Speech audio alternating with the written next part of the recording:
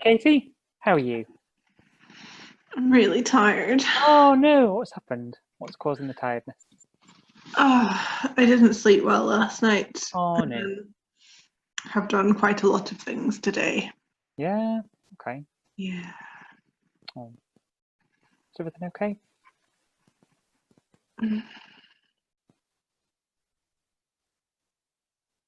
It's not any less okay than it usually is. Oh, okay. How are you, sweet pea? Good, thank you. Yeah. Had a lovely weekend. Lots of nice days out with friends in the parks. It was lovely. Yay. We were in a park near a motorway and we shut our eyes and we pretended it was the sea. Which is fine until a motorbike went past and that clearly ruined it. But... Maybe I could do that. We can hear the motorway all the time because it's just at the end of our road. Ah, okay. Yeah. It's what you get for having an affordable house within commuting distance of Glasgow. Yeah, makes sense. You have to be near a motorway. Yeah. My first flat, I almost got one which was backing onto the tram network, which I thought would be fine. And then on the second viewing, we were there and the tram went past. It was so loud, I thought, oh, I can't be having this. So I didn't go for that one. That looks cozy top. Is that a different top, or is it like, have you washed it, or is it the same I have top? two fluffy tops. This is my old one, and the dark blue one is my new one. Aha. Well, you're so lovely. Oh, you too. It's really nice to see your face. Oh, it's lovely to see you too. Have you had any hot chocolates or teas or anything today? No. Oh. It's been a fairly tame day. Oh, okay. I loved our poetry time. I thought that was super special. Hey, Robert. Hello. Hey, Rob. You're a wonderful poetry time host. You're so enthusiastic. Oh, I'm so glad you were all there. It was fabulous. Yeah. Oh, how did your mum's reading go last night? Sorry, I couldn't come. It was great. Yeah. Yeah. I mean, she's my mum. I'm a bit biased. Who gave the best reading out of your mum and your dad? Don't say that. Don't say that. They were very different. Okay, yeah. And they were very different stories, and they were different sorts of readings. Oh, that's lovely. It's always a bit nerve-wracking when you're hosting, isn't it? You're like, is anyone going to turn up? Yeah, that was it. Are people going to turn up, or are they going to bring stuff to read? That was my two thoughts. I wasn't worried till about 5 minutes before it started, and I thought, oh, what if no one comes? What if no one reads anything? But then you did. It was all wonderful, and you brought leaves as well, which is quite really sweet. Valerie and people brought leaves. It was cute.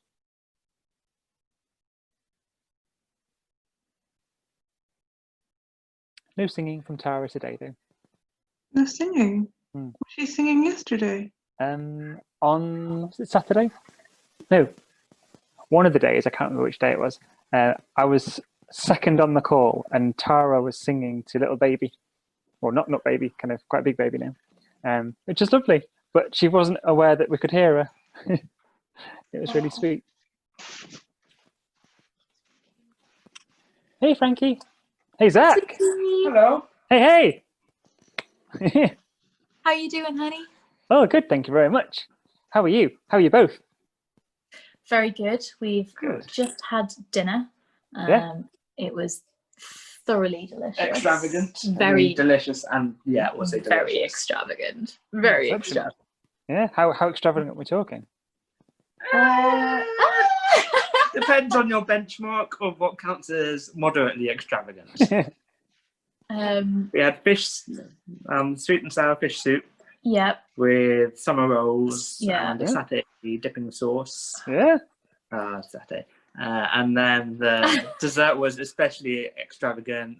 Frankie concocted a meringue with whipped creamy thing and figs and pomegranate seeds. Yeah. It was pretty extravagant. That sounds amazing. That sounds really good. It was a lot. It's been a good few days. Like keep an eye on who posts about the password. Oh yes, thank you, my darling. No one knows. How about you, beautiful people? Who have we got?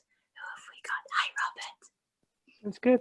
Hi, Jen. Hi, Jen. You've got exciting Yay. lighting. In the bar. Yes, it's bath time in our disco bar. I didn't think that time could get any better, but clearly it can with the disco lights. Amazing. Hey, Hey, Tara. Hey, Nick. Hi, Hi, Nick. Nick.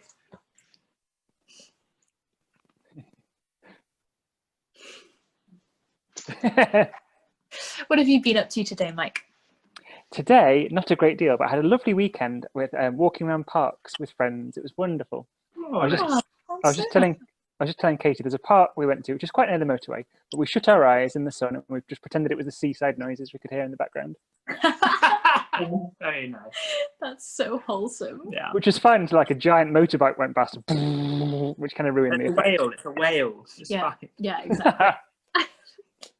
They're very rare, those. Land whales. Land Oh, we were whales. honoured. Okay. Oh, I didn't know that. I guess a motorbike's more like a dolphin. A lorry would be a whale. Yeah, especially motorbikes when you get like a gang of them. Yeah. Like a pod. The traveling pods. Yeah. Hey, wait, does this make moped seals or something like that? Mm, Maybe Yeah. mopeds would be porpoises, Ooh. you know, maybe. Yeah. or scooters. Scooters. Scooters could be narwhals. My favourite animal. Is it? Unicorns of the sea. Yay. Is that actually your favourite animal, Mike? Right. It was till about 2 seconds ago. Yeah. Oh. It is. Look, let's pretend it is. Yay. Yay, scooters of the sea. How can you really pick just one anyways? I don't know. I I could know. never just pick a favorite animal. They're all magical. Be more wholesome, why don't you? Hi, Carmen. Hey, hey. Who else have we got? Hi, Andrada. Sure. Connecting. And Tara. we will. Ooh. Tara said before. Hello. That's all this. Hey, Andrada. Hello. Hi, sweetie. We've got Sean as well. Yay. Hi, Hey, Sean. with more exciting mood lighting.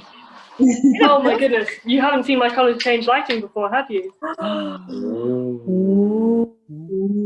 Is that bisexual color change lighting? My brother calls it cyberpunk bisexual, Love it.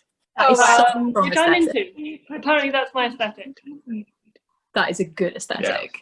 Ah, That's so good. So I'm also cooking, so Oh, okay. Delicious, delicious. Everyone all right for passcode? Okay, we've got a few minutes. Maybe we can delay the start by a couple of minutes just in case. Just in case. Yeah. Yeah, did everyone manage to get? Obviously, you've all managed to get it. No, I'm still in the waiting room. All the Stupid keen thing. beans. and to Gordon as well, because I know that Gordon doesn't check Facebook very often. Oh, yeah. Yeah, Gordon's not on Facebook anymore. Yeah, Oh, so I sent it his way. I don't know if there's anybody else that you guys can think of off the top of your head who you might want to send it to right now, but that was the first person to mind for me. That is a really good call.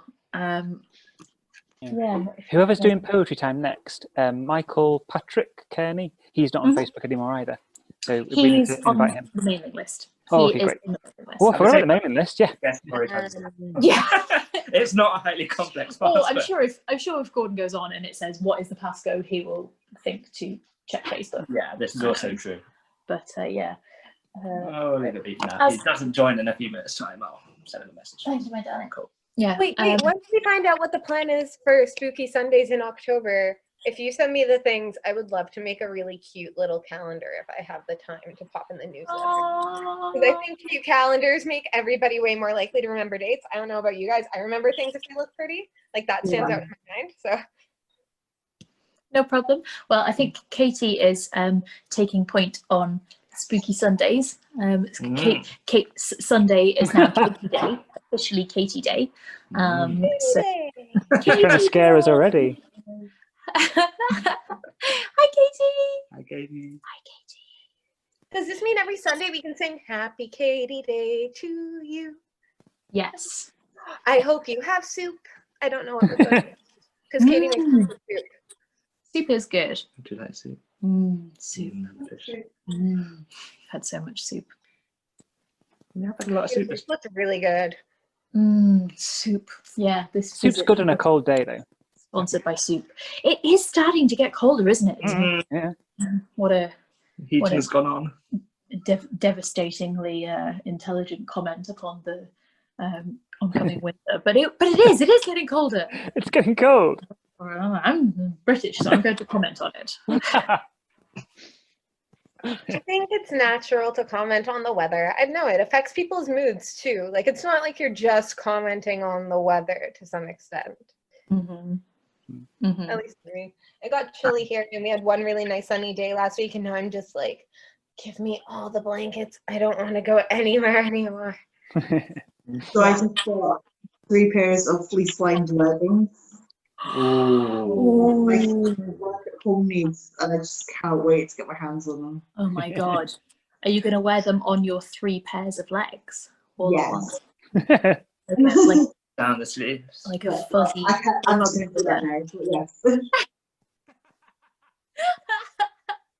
Fair. Yeah, it's been a pajamas and long woolly socks day today. And duvet reading, sofa Duvet day. reading, lots of duvet reading on the sofa. Sounds fine. You do the story time. Oh, Might maybe never tomorrow. need. Maybe tomorrow night. Yeah. Oh, I got a book through. It's 9 minutes past. It's 9 minutes past. Okay, we've But got we're good. 1 more minute. So this is the Susanna Clarke. I haven't started. Yeah, it's by the author of Jonathan Strange and Mr. Norrell. I haven't started it yet, but there's the potential for it to be a storytime book, I think. Ooh, what's the blurb say? Do you want to hear the blurb? Yeah. Always. Yeah. Piranesi lives in the house. Perhaps he always has. In his notebooks, day after day, he makes a clear and careful record of its wonders. The labyrinth of halls, the thousands upon thousands of statues, the tides that thunder up staircases, the clouds that move in slow procession through the upper halls. On Tuesdays and Fridays, Piranesi sees his friend, the other. At other times, he brings tribute of food and water lilies to the dead. But mostly, he is alone. Messages begin to appear, scratched out in chalk on the pavements. There is someone new in the house. But who are they and what do they want? Are they a friend, or do they bring destruction and madness as the other claims?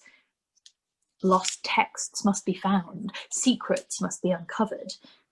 The world that Piranesi thought he knew is becoming strange and dangerous.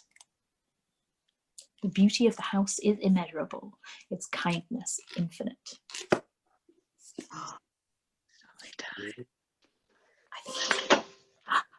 We've had lots of people joining the last couple of minutes. Yes, so I'm glad that we hung on for. Hey, Bina and Lisa. Oh my God, Bina and Lisa!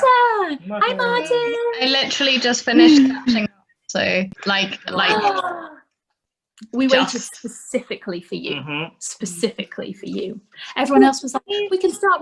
I was like, no. Bina and Lisa aren't here. Can we have a quick blurb Aw. recap of what happened last time too before we start? Yes, okay. What happened last time? Quite a lot. So long ago. That was so long Oh, ago. God, days Oh my ago. God. Oh, yeah. And Bina tell us she's Oh, yeah. finished Okay. it. Bina, what just happened? Yeah, Bina, what just happened? Not to be on the spot or anything. No, I can do it. I have the book. setting sail again. Yes. And the evil horse lady probably knows about the pregnancy. Yeah. Mm. And she's all like, our child. And Red Gold is like, oh, she's so nice. Oh, Oh, in a she's red so hole. nice all the time. I already found out about Merman. Oh, yeah. Yeah. And we found out where Nor's baby came from. The fish. She had sex with a fish. Maybe. A massive fish. Yeah. Okay. Okay. Now, Oh. I've got on like my little kind of 4-person gallery view. I've got do you Sean have? here and Martin here, and you've both got identical kind of complementary lighting, and it makes it look like you are sitting in the same room Very together. confusing. It's nice. I like it. I like it. Andy's. Okay. Right. Cool. Right. Cool.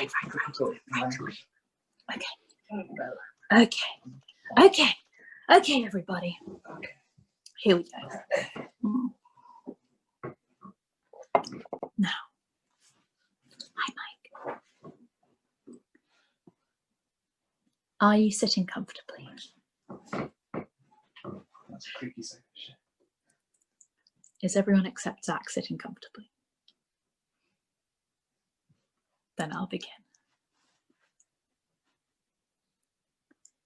Chapter 10. Callanish. After the circus left, Callanish passed the time in looking at the map pinned to her wall and stitching up the worn patches in her white dress and polishing the grace cages until they gleamed as bright as the sun. This last exercise was the most effective, as by the time Callanish had polished the final grace cage, the first had become tarnished by the seawater, and she could begin all over again. The supply boat returned, so her grace cages were no longer empty, and her belly did not need to be empty either. Boats passed on the horizon. Some of them approached, offering up their dead to Callanish. She stitched their faces, folded up their fists, and caged a bird above them. Every night she dreamed of the bear girl. One morning she tore a finger-thick strip off the hank of fabric and sat down to write a letter to her mother. She imagined how the words would look printed on the fabric. They all seemed wrong. She wanted to say. She closed her eyes and imagined the bear girl. Her lips opened and she could speak. The bear girl and the bear girl's baby. She knew them, deep down in her guts, her heart, the base of her spine. They felt real, like family. But how could they be when she already had a family? Callanish wanted to say so many things, but the most important thing was something she could not say. She wanted to tell her mother that she remembered, and that she was sorry. She stood up again and got into her rowing boat and went all the way out to the furthest away Grace, one she'd caged last week. It didn't have long left. She'd checked whether it was breathing, but its time had not yet come. Tomorrow, probably. She'd have to row back then to unclip the cage door and tip its tiny body into the water. She was almost at the edge of her grace yard, the outer circle of 13 spindly stones with the look of weathered wood. Real wood was far too precious for such a thing, but the salvaged metal had been etched and shaped so that, if you weren't looking too closely, it could almost be wood. From this distance, the house looked like wood too.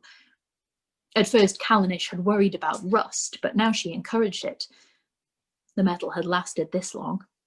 It would last after she was gone. She poked her fingers through the dulling bars of the cage, ruffling the Grace's feathers until she found the largest, brightest one. When she tugged it free, the Grace did not flinch. It did not look at her or at anything at all. It did not seem to know that she was there. She tilted the feather in the light, watching the colours shift from green to blue. Callanish had never meant to be cruel. She remembered her mistake, and she would continue to remember it even if she could be forgiven. She wanted her mother to know that, although she could not say it. She sat for a long time in her boat on the flat sea, surrounded by dying birds, with a single feather in her hand. Then she went back to her house, wrapped the grace feather in the strip of fabric, and wrote her mother's name and island on the outside. She waited. When the messenger finally came, it was night. This was not unusual. Good messengers spoke the language of the constellations, which communicated more than an empty blue sky. Callanish was in bed, face turned to the window and the busy stars, waiting for morning. The first she knew of him was the steady splash of the waves against his boat as he approached. The Graceyard had been visited by many messengers, so without looking she knew what was out there. A single-masted boat the size of her house, sails fluttering, deck overwhelmed by a huge waterproof chest. And at the helm, hands on the wheel, a man in blue with his head shaved to the skin, the standard uniform of a messenger. The beat of the waves grew louder, louder, and then it stopped. Callanish heard the thud of the messenger's boat bumping up against the dock. He would not be rude enough to climb out of his boat until she came to greet him. She pulled on her gloves and slippers and stepped onto the porch. A little boat with its sails now furled and its rope fastened to the dock. A man in blue. He climbed out of the boat and stepped towards Callanish.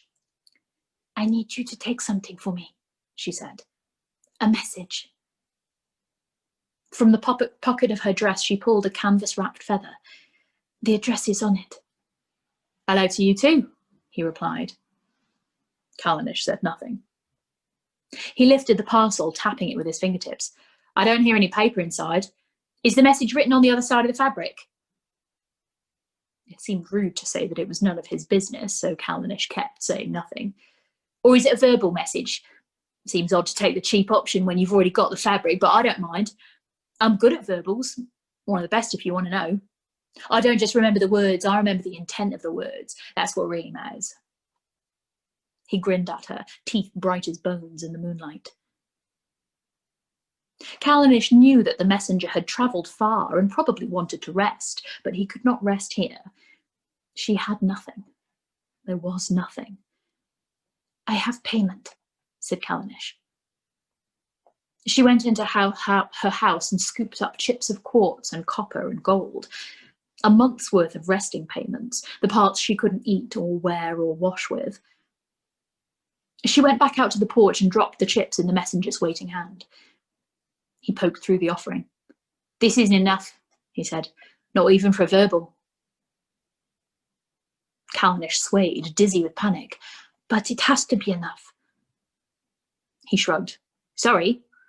I'll be back around in 6 months or so. You can save up and I'll take it then." 6 months? What did it matter if she waited 6 more months? But it did matter. It really did. "You have to take it," she said. "Please. Look, I'm sorry, I really am, but I have to eat. Messages mean money and money means food." No one was more shocked than Callanish when her tears began to fall. She hiccuped out a sob. Hey now, no need for that." The messenger slid his arm around Callanish's shoulders and she let him. Her knees gave up and she collapsed onto him, both of them dropping into a clumsy embrace on the porch. Hush now, little fish. It's okay. It's okay, I'll take the message. You can pay me when I come back, or we can trade for something. We'll figure it out. Don't cry now." Callanish leaned forward and kissed the messenger, their lips slick and salty with tears. After a heartbeat of hesitation, he kissed her back. She pulled away, took his hand, and led him into her house, wiping her cheeks dry on her shoulder. They lay down on the bed. Around them, the graces shuddered in their cages, and the sea sucked at the moorings. It was not difficult to pretend that they were the only people left in the world. It was so easy, in fact, that perhaps it wasn't pretending. No one would ever know what happened out here. Such small crimes. Afterwards, they sat together on the porch, feet tucked up, 2 handspans of empty space between them. Callanish could not offer the messenger anything. She had no spare food, nothing to drink. "What's your name?" asked the messenger. Callanish picked a flake of rust from the boards and cast it into the water. It left a reddish smudge on the finger of her glove. "What's with that map you've got pinned up on the wall?" asked the messenger. That was a question that Callanish did not mind answering. "My great-great-great-great-grandfather," she said. "He made lots of maps, but that's the only one left now. He was a cartographer from back when there was still land to map." "There's still plenty of maps, little fish." The messenger stretched his arms up over his head, letting the bones crack. "Sea roads, trading routes, locations of the archipelagos. Even if people can read the constellations, they need maps. There are still cartographers around, lots of them." "I didn't say that there weren't," said Callanish. But it's different now. Before, the land was a proper home, not like... Doesn't matter. The land that her ancestor had mapped no longer existed. The contours of mountains and valleys, the lines denoting when one country became another, the shaded colours to show kingship, all of it was gone under the endless ocean. Back then it had shown the real world. Now it was only history, stories of a place that once was. Callanish knew all about mourning. She only had to think of the hundreds of bird skeletons, picked clean by fish, resting forever beneath her house. But she did not know how to mourn the world that she had never seen. The messenger seemed restless now that their bodies were separate. He was shifting on the boards, rubbing his hands over his scalp, prodding a toe into the water to scare off the fish. "I should move on," he said. "You never know when the next storm is coming. If I don't go now, I could be stuck here for a while." He left a long pause, watching Callanish from the corner of his eye. He went to take her gloved hand, then seemed to think better of it. "You could put a pot of coffee on and I could stay for a while longer. We can talk about your great whatever and the maps. Come on, little fish, it'll be good for you." Callanish stood and walked over to the messenger's boat. She waited until he lumbered to his feet with a sigh.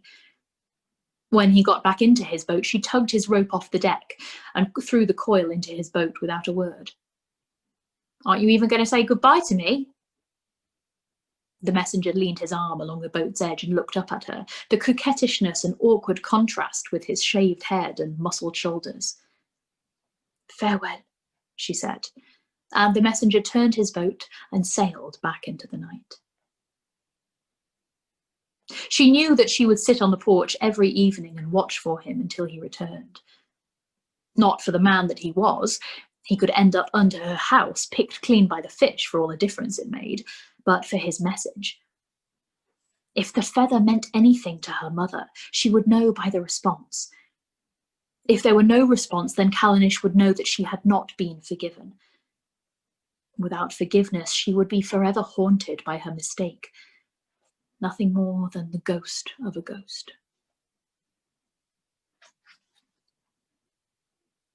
Chapter 11. North.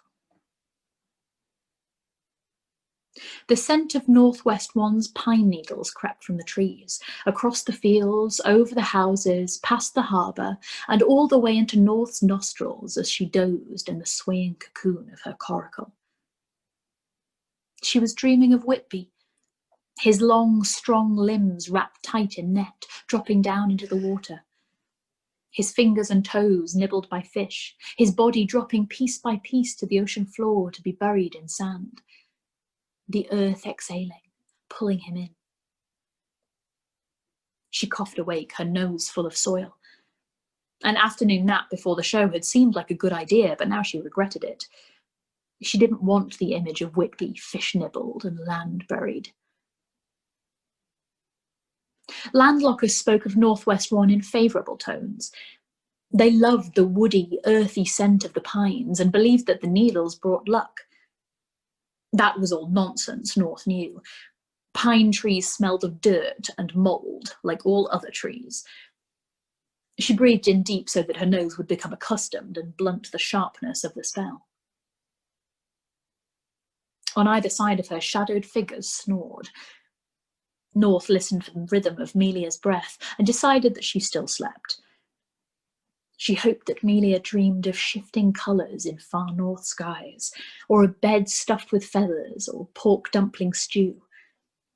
Anything but Whitby. She got to her knees and pressed her face to her bear's furred belly to steady herself. That was a good smell. Why couldn't everything smell of warm fur and salt water and fresh seaweed popping in the fire? Then the world would be perfect. Well, not quite perfect. She remembered the soft web of the Gracekeepers' fingers, the sun-clean scent of her skin, the flutter of North's baby inside her. That was a new world, a kind of perfect she had never thought to imagine. She peeled back the edge of the canvas and peeped out, careful not to let too much light seep into the coracle and wake the sleepers. The Excalibur had already docked in the harbour.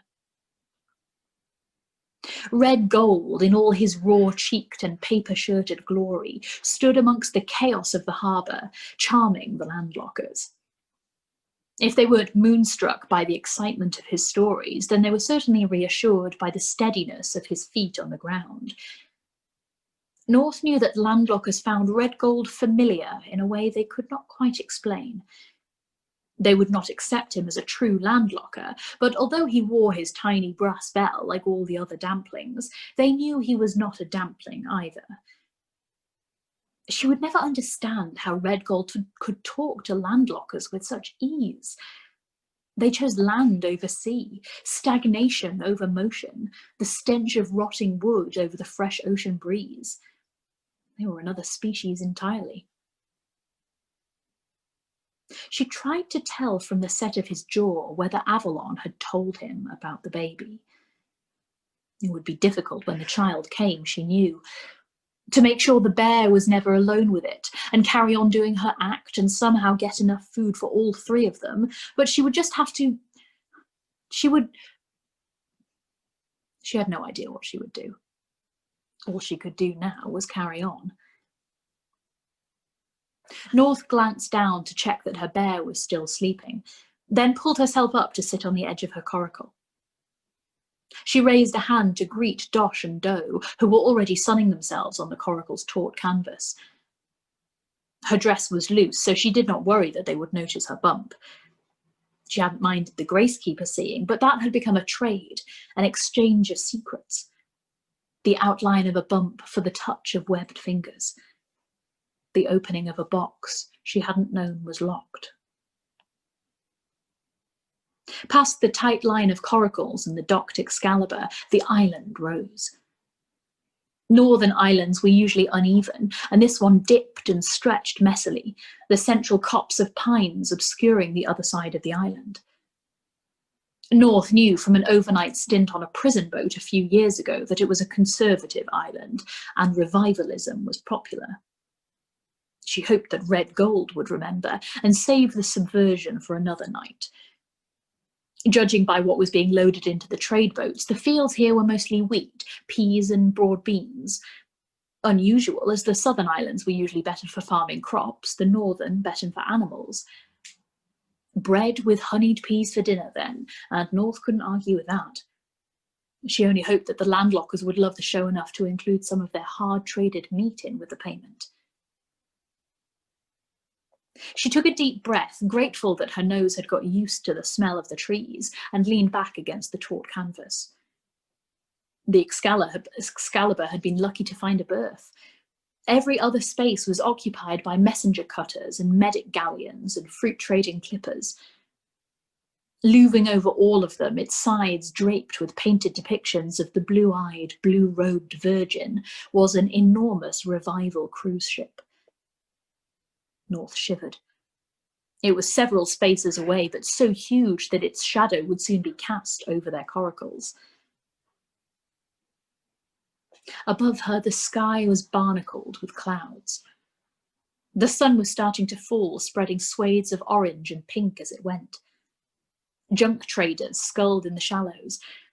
When Flotsam washed ashore, it belonged to the landlockers, but if the damplings could drag it up when it was still in the water, it was fair game. North would hail one of them later to see if she could trade some treats for her bear. Behind North there was a rustle, a sigh, as one of the clowns shifted position. "I hear the clams on this island make a decent pine needle vodka," said Dosh. Perhaps the Greek trees were good for something after all, though North wasn't sure she'd ever drink something that tasted of pine. "Can't be worse than the liquid fire that Barrow usually serves up," she stage whispered back without taking her gaze down from the sky. "I bet it's the same stuff he uses to breathe flames for his acts." No response. North sat up, resting her weight on her elbows, and tipped her head right back to look at the clowns upside down. Dosh was regarding her with a serious expression. "Sweet North, I know you jest, but you speak a true fact. Barrow has spent his whole life filling us with fire. Inside each one of us is a raging inferno waiting to take hold. Inside me, and you, and Red Gold, and even Red Gold's kind and generous wife. Dosh rolled over and gave her an exaggerated wink, turning each tattooed limb to tan the underside. Now, when you go ashore to seduce those clam boys, you watch yourself amongst those trees. You've got a flame inside you. Don't set them alight. North laughed and tipped her head back to the sky. She would be going nowhere near the trees, but she didn't need to tell Dosh that. The clowns wouldn't venture any closer to the shore than they had to for tonight's performance.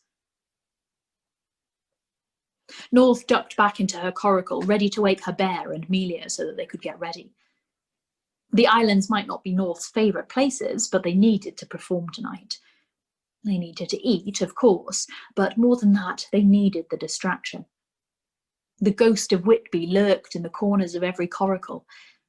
If glinting lights and Red Gold's roar and the scratch of the gramophone weren't enough to distract Melia, then North was lost.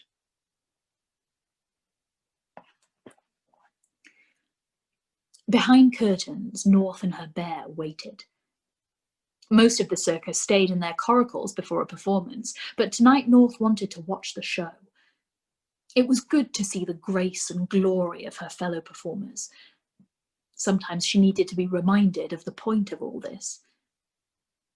The glamours had re-dyed the blonde braids among her dark hair and draped her body in brown fabric. She'd do the simplest version of their act, a dance, a kiss, a bow to the crowd.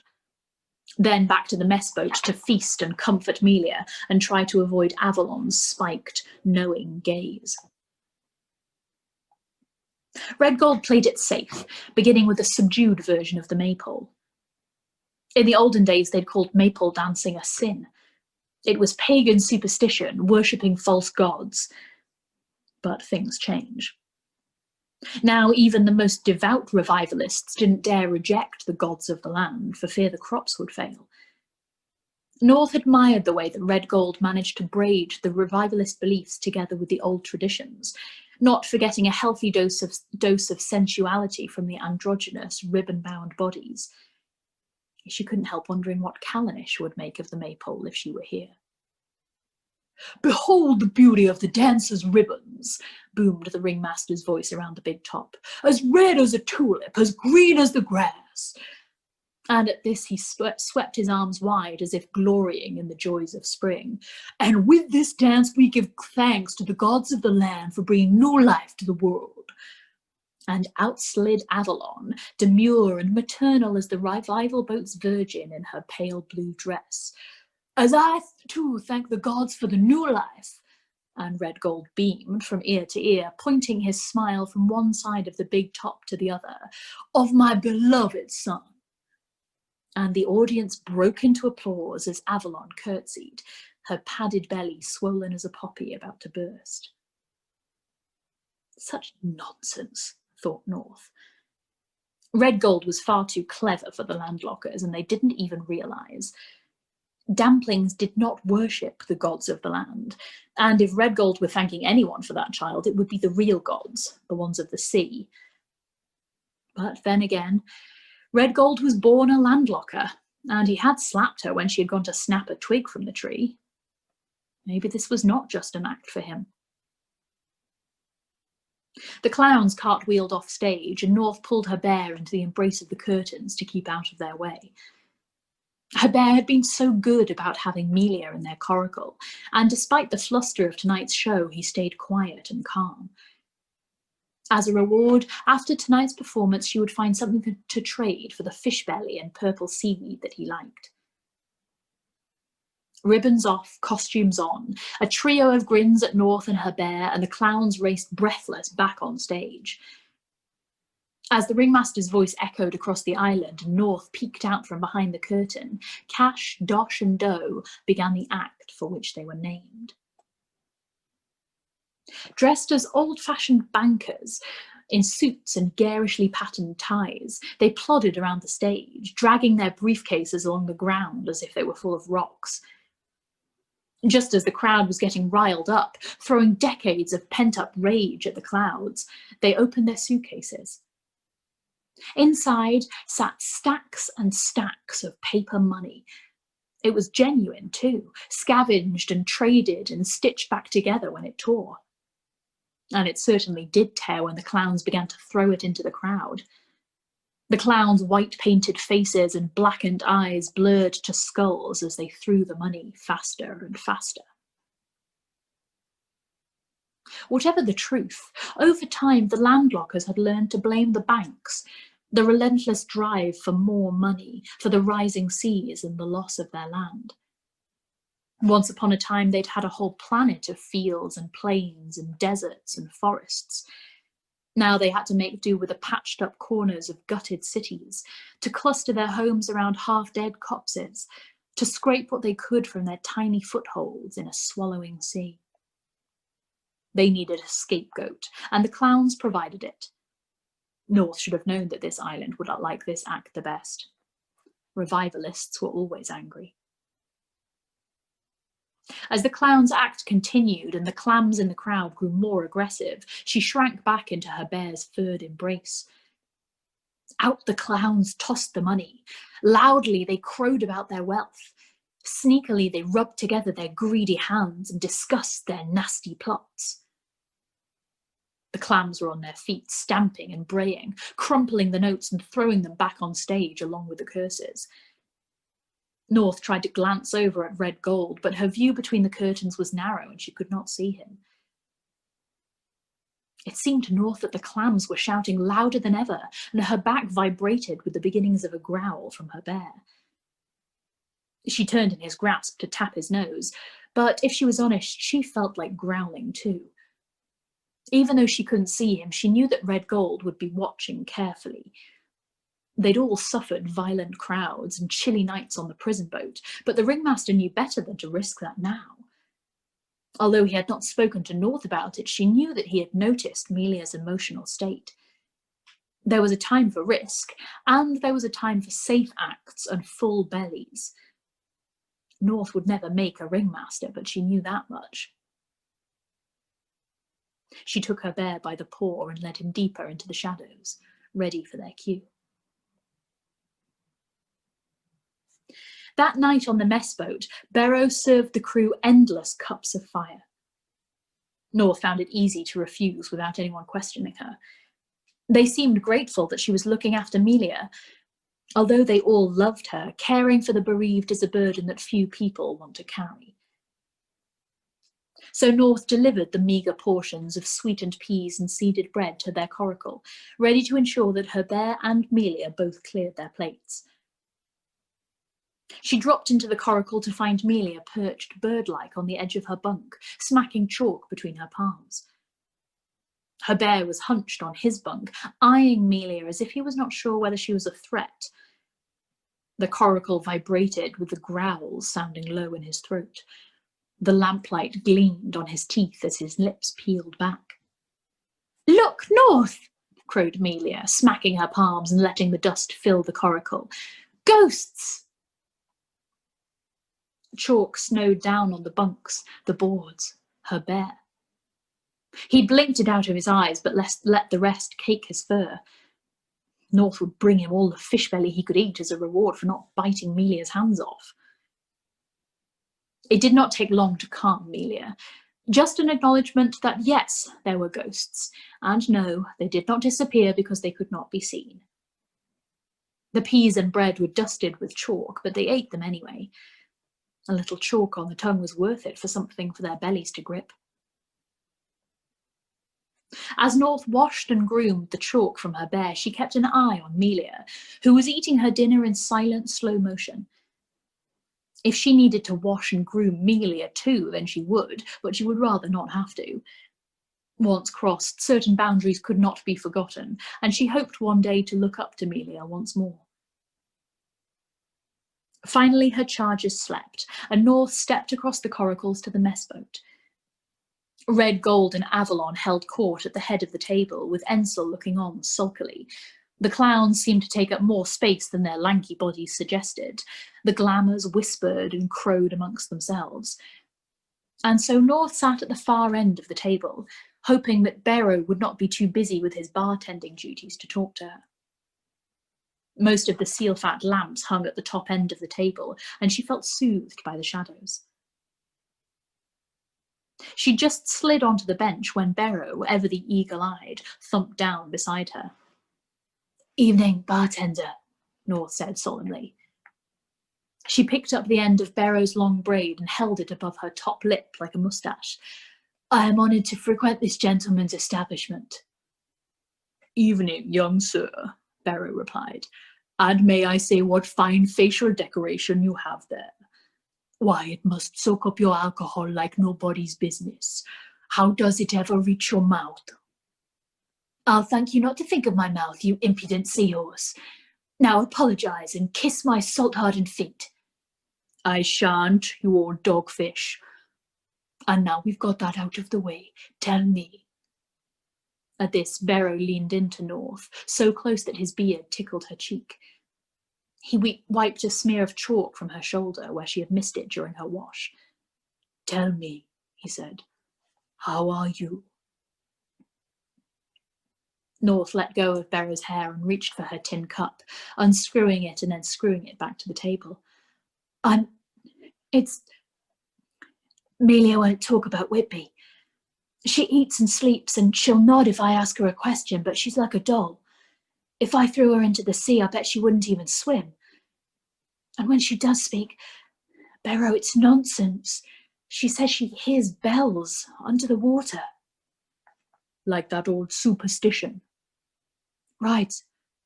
I can't even remember what it is, really. That the bells are a curse? That they herald storms? But we'd know if another storm was due. Red Gold would know, at least. And sometimes She tailed off, her indecision lost in the chatter of the mess boat. "Go on." "I worry about my bear, you know. Who'll look after him?" "Don't lose today in worries about tomorrow. Nor knows what's coming with the dawn." "But I do know what's coming, Barrow. Red Gold is going to make Ensel and me live in a house on land. He's going to make me be a landlocker." "Make you? Sounds more like a gift to me. Life is short. Look at where we've just been. That Graceyard. It won't be the last time we're there, North. We have to grasp what little joy we can before it's our turn. There's no shame in living." "You think I'll find joy in pretending to be a clam with Ensel?" "North, listen. Are you hungry?" She laughed. "Of course, I'm always hungry. Aren't you?" "Yes. I'm hungry, and you're hungry, and everyone on the Excalibur is hungry, and every damned dampling between here and the equator is hungry. You know who's not hungry, North? The landlockers. They might be beasts and bury children alive and... What? You didn't hear. The landlockers at the last island were gossiping. Some baby born with webbed fingers and great gaping gills on its throat. They buried it alive at their world tree. Said it was some wicked spell cast by damplings, the curse of the sea. The curse of us, North. It's only a matter of time before they tire of damplings and try to bury the whole cursed lot of us. Get yourself a foot on land before that happens." "I don't want to be one of them, Barrow. There are more important things than full bellies." "Are there? I'm not so sure." Barrow tensed his left shoulder, moving the empty sleeve pinned up onto his shirt.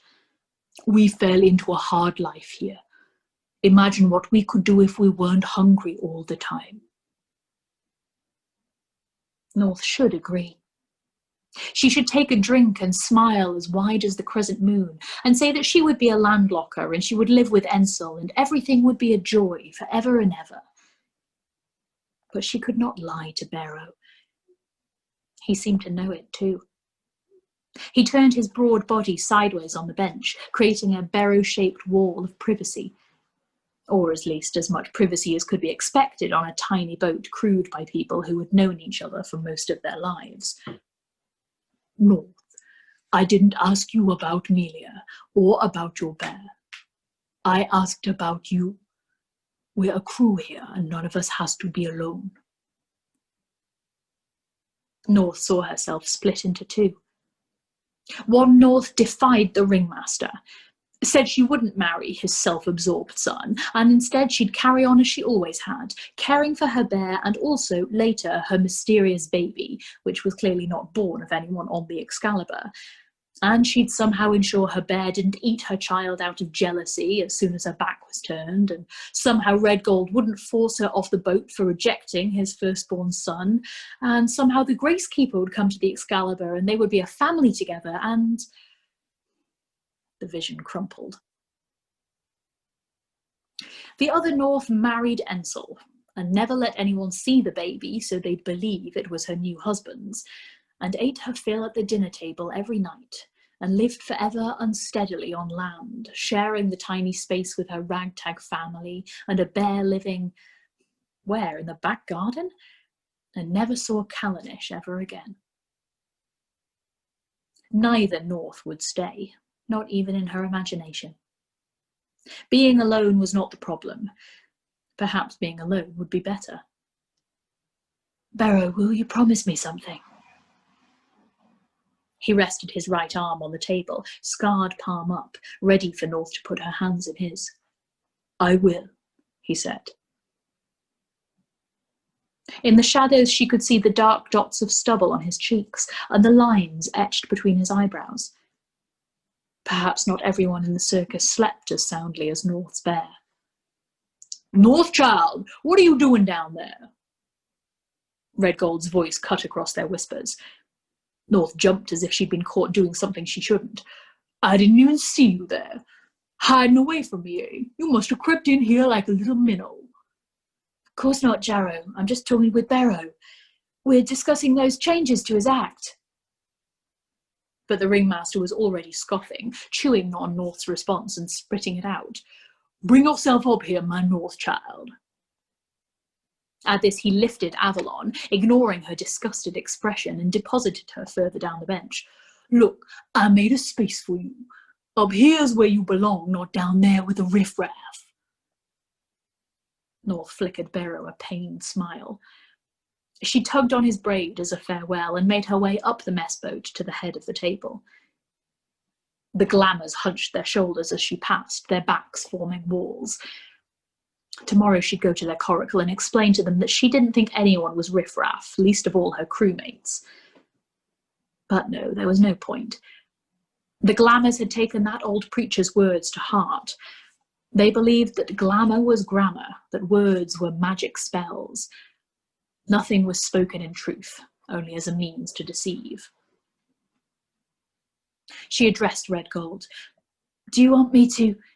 He swept a dramatic hand at the space beside him. Yes, I most certainly do. Sit, sit, sit, my future daughter. She slid onto the bench between Ensel and Red Gold. For a moment it seemed as if the ringmaster was going to wrap his arm around her, or pull her onto his lap, or pepper her faces with kisses as he did to Avalon. North would not flinch. Even if he smeared blood and glitter all across her face and into her mouth, she would not flinch. Red Gold deserved better than that. Hello, Ensel, she said, because he was gazing down at the pitted metal table, toying with his cup and ignoring everyone. She felt a burn of annoyance. What a self-centered little prince he was. Hello, North, he replied. He looked up at her and she regretted her annoyance. Ensel was a brat, but she had never seen that expression on his face before.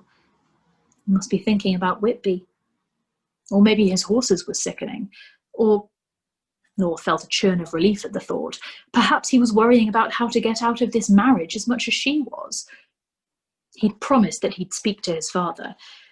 The time was getting close now, and in North's opinion he'd better hurry up.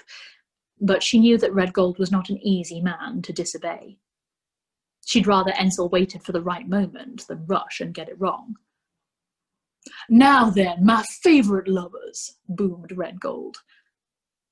He swooped his arms wide as if to embrace North and Ensel, one on each side, then seemed to think better of it. Instead, he took their hands in his, squeezing them hard. His skin felt as hot as a seal-fat lamp. He linked North's hands with Ensel's, pressing them together until her bones ached. Soon we'll be at Northeast 19. I know you've been counting down the days until we make it there, because your wedding, my loves, will be the most glorious day of all our lives. Isn't that right, crew? He raised his cup in a toast, gleaming his grin round the mess boat until everyone else followed. North tried not to shrink down under the table. I have the islanders ready to set up everything by their world tree, and I don't need to tell you what an honor that is. We have ribbons of all colors, and I know you're thinking that they can't possibly be as bright and beautiful as the ones made by our glamours, but they will be almost perfect, I can tell you that. There will be songs and offerings of paper and the finest leaf crowns. It will be glorious. It will be glorious, echoed Ensel. You will be glorious, my son. And now I might as well make it official.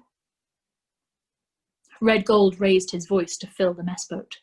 Crew, you have long suspected that I wish to buy a house on land. And if I understand the way gossip spreads on this ship, you'll all have known my intent for that house since the minute after I decided it myself. But I will say it so you know it's true.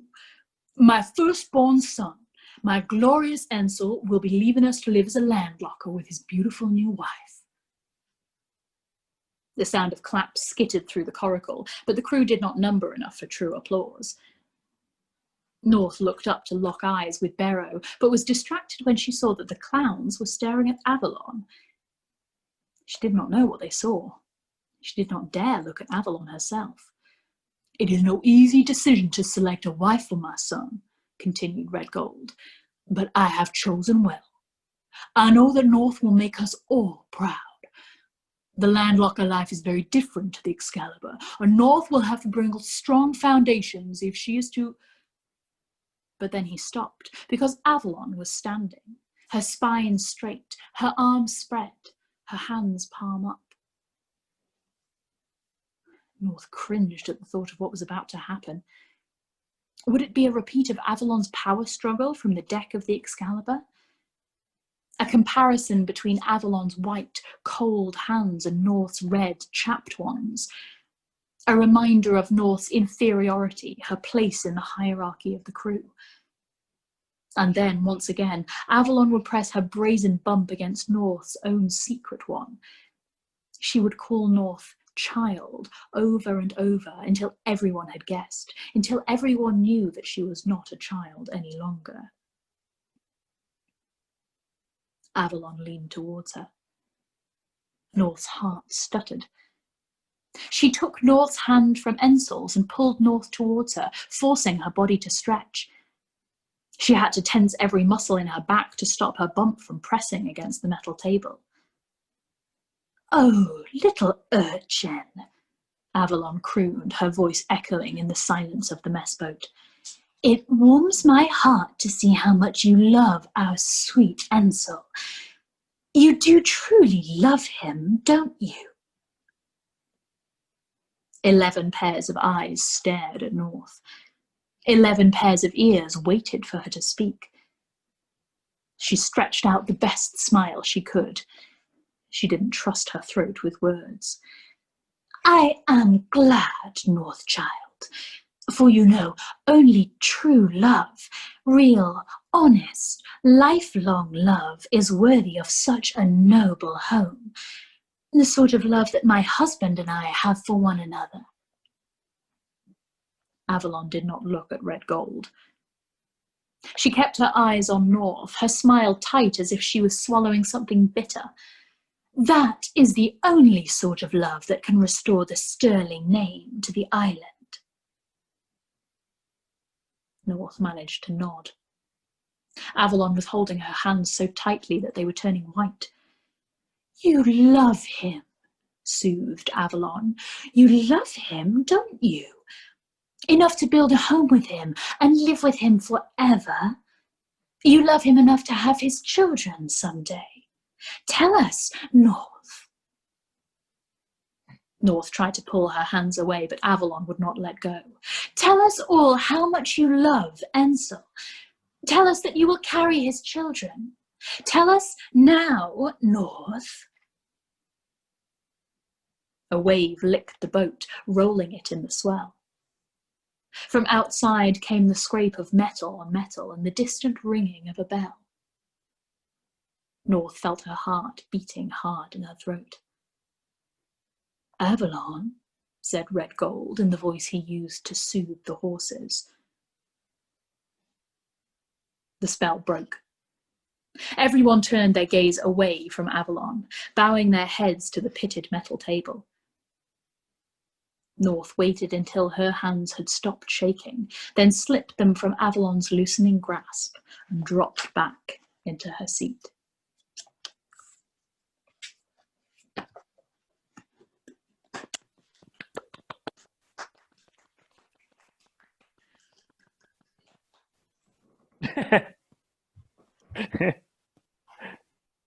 I hate Avalon. Yeah. Me too, very much so. It's the worst. So terrible. The only appropriate response. Presumably, she's going to be humanized at some point in the story. Or eaten. Or eaten. Yeah. Tenderized. Or demonized.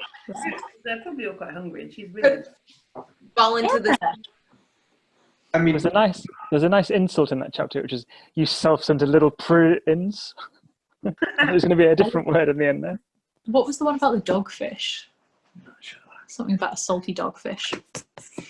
You salty dogfish. Salt. Fish.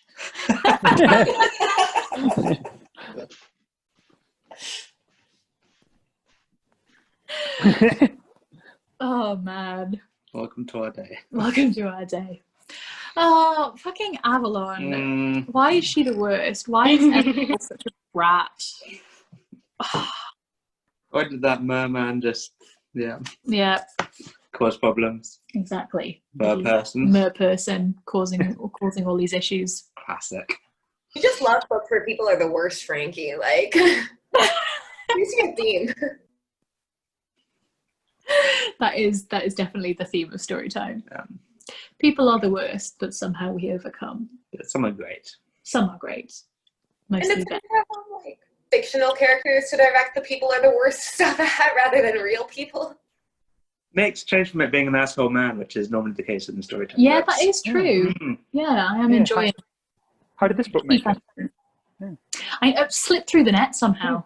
I'm so sorry. I apologise for this break in the usual proceedings. We'll be back with some terrible men for the next book, I imagine. Maybe there'll be a stealth asshole as one of the characters. Yeah. Yes. Stealth asshole, I like it. Yeah. Respect. Right, my darlings. I think I am going to head off. Goodbye to Catch Up Crew. Goodbye. Let's do. Yes. Oh my God, Catch Up Crew. I'm so sorry. It's being in this new environment. It's throwing me all kinds of off my Storytime game. Sorry. Should we all say goodbye to the Catch Up Crew? Come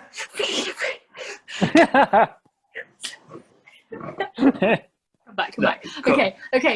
Okay. Let's all say goodbye to the Catch Up Crew. Goodbye, Catch Up Crew. Bye, Catch Up Crew. Bye-bye. Oh, I've lost the button. Everyone keep waving. Keep waving. Don't stop waving. Stop waving. Stop.